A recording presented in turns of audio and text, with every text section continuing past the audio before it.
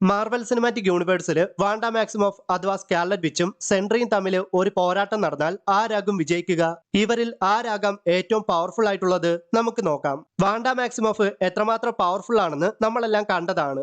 അതേ വാണ്ട മാക്സിമോഫ് തന്നെയാണ് dark ഹോൾഡിനെ possess ചെയ്ത് സ്കാർലറ്റ് വിച്ച് ആയിട്ട് മാറിയത്. വാണ്ട മാക്സിമോഫ് വെസ്റ്റ്വ്യൂവിനെ മൊത്തത്തിൽ റീഷേപ്പ് ചെയ്ത് ഹെക്സ് എന്ന ഒരു സിറ്റ്കോം തീമിന്റെ റിയാലിറ്റി ആക്കി മാറ്റുന്നുണ്ട്.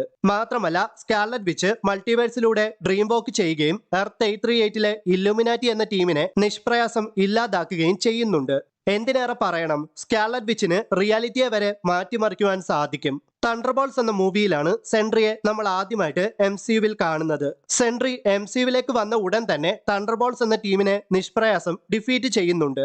സെൻട്രിയെ പറ്റി വാലന്റീന അലേഗ്ര ഇങ്ങനെ പറയുന്നുണ്ട്: All powerful, invincible, stronger than all of the Avengers rolled into one, and soon to be known as Earth's mightiest hero. Void സെൻട്രിയെ ടേക്ക് ഓവർ ചെയ്താൽ പിന്നെ എന്താകും സംഭവിക്കുക എന്ന് പറയണ്ടല്ലോ. പവേഴ്സ് വെച്ച് നോക്കുവാണെങ്കിൽ സെൻട്രി തന്നെയാകും മുന്നിൽ. എന്നാൽ വാണ്ട മാക്സിമോഫിന് റിയാലിറ്റിയെ വരെ ഓൾട്ടർ ചെയ്യാനോ കൺട്രോൾ ചെയ്യാനോ ഒക്കെ സാധിക്കും. സ്കാർലറ്റ് വിച്ചിന് തിരുത്തി എഴുതാൻ പറ്റുന്ന വേൾഡിലോ അല്ലെങ്കിൽ റിയാലിറ്റിയിലോ ആണ് സെൻട്രി ഉള്ളതെന്ന് മനസ്സിലാക്കുക.